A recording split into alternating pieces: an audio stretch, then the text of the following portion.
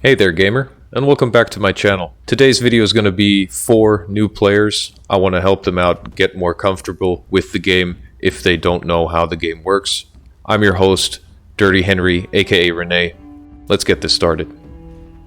So the first topic I'd like to address is attribute points. Leveling in New World will let your character progress with attribute points, making them stronger in whatever playstyle you prefer. The attributes are Strength, Dexterity, Intelligence, Focus, and Constitution. Each of these attributes have a 50-point passive gain system.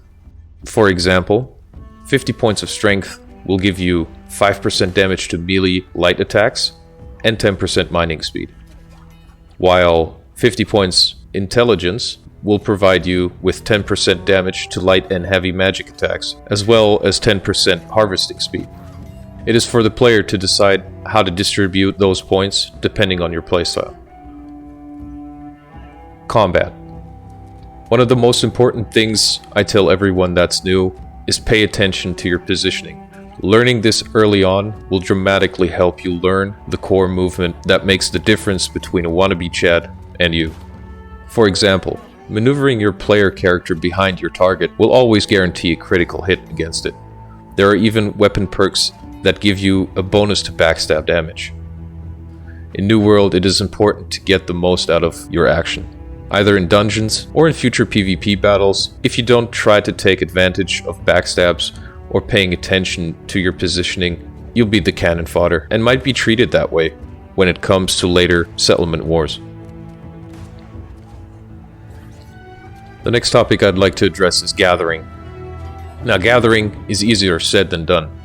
To the beginning of your adventure, you will come across many different farming nodes, from trees, plants, minerals to small and large game animals. Also special materials you can only obtain by a high farming skill and a good farming tool. Of course, the higher the demand of a material or a resource, you might have to compete against other players to get them. But this usually starts at late game. Depending if you're out there farming these materials to make a small profit by selling, helping a friend that wants to become a crafter, or you're interested in becoming a crafter yourself, I highly encourage everyone to get at least one gathering skill leveled up. Crafting. This can be an essential tool for your early and future gameplay. Being able to provide yourself with foods and potions can help a ton in New World. A quick note to crafting.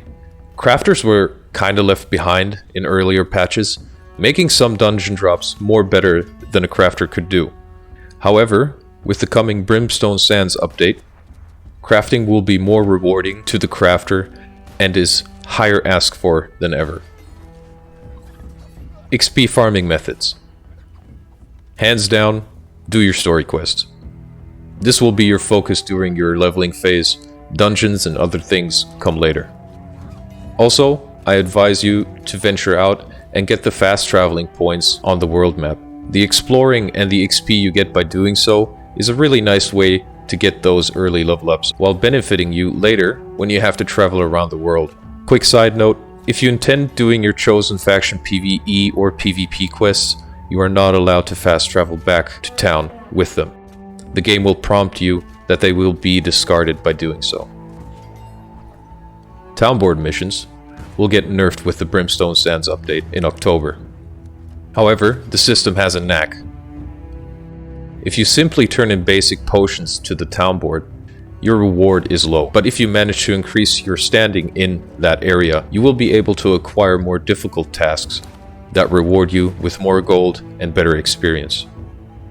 The next topic is kind of an underdog, but it's pretty important. The camp. Camping is essential to your New World adventure.